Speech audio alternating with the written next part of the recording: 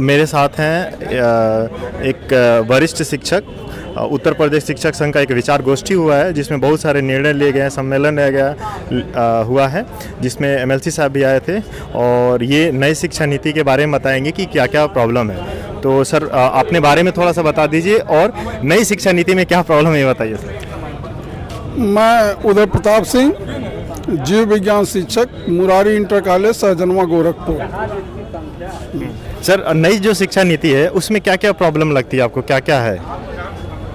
नई शिक्षा में जो प्राइवेट सेक्टर की बात आती है कि प्राइवेट सेक्टर के द्वारा ये जो एजुकेशन को प्रोडक्टिव माना गया है, जबकि मेरा कहना है कि जिस देश में अच्छी शिक्षा दी जाए और शिक्षकों को अच्छा पेमेंट सैलरी दिया जाए तो वहाँ एजुकेशन का स्तर बहुत ऊंचा रहेगा, क्योंकि शिक्षक के द्वारा ही जो है चाहे वो आईएएस हो, चाहे पीसीएस हो, चाहे जो बड़े पदों पर पहुंचे हुए हमारे नेता या मंत्री हो, ये सब उन्हीं की देन है।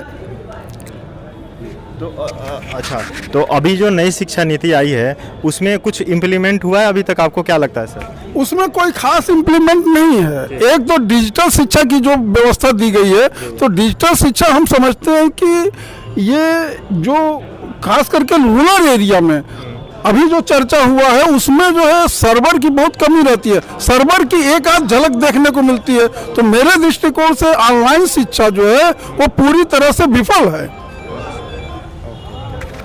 सर अगर करंट की प्रॉब्लम देखा जाए कि अभी क्या करंट में प्रॉब्लम है, जैसे मान लीजिए वेतनमान को लेके कि सैलरी टाइम से मिल रही कि नहीं, या फिर पेंशन को लेके, उससे रिलेटेड जो प्रॉब्लम है जो आप लोग फेस कर रहे हैं या फिर आप लोगों को लगता है जो आगे फ्यूचर में फेस हो सकती है, उसके बारे में बताइए, आपको क्या लगता है प्रॉब्लम?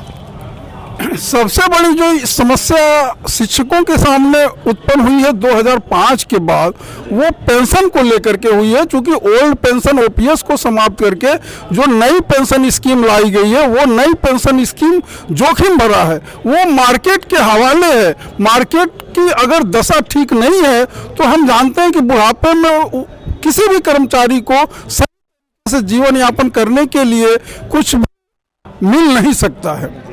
तो इसलिए मेरा सजेशन है कि जैसे नेताओं के लिए, सबके लिए पुरानी पेंशन को लागू किया गया है, तो उसी तरह से जो है सभी कर्मचारियों के लिए, चाहे वो किसी भी डिपार्टमेंट के कर्मचारी हों, सबके लिए पुरानी पेंशन को लागू किया जाए। ये मेरी सरकार से करबद्ध निवेदन है।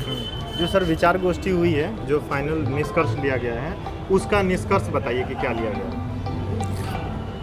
उसका जो निष्कर्ष लिया गया है कि इसमें जो है हमें एकजुटता करना है, हमें सरकार का मार्गदर्शन करना है, जो भी कठिनाइयां हैं उसके लिए हमें संघर्ष करना है। संघर्षों के बल पर ही हमें कुछ अर्जित हो सकता है, क्योंकि जब हम अपनी बात किसी के सामने रखेंगे नहीं, किसी को जानकारी देंगे नहीं, तो उसका समुचित हल हो नहीं सकता है। Sir thank you very much हमसे बात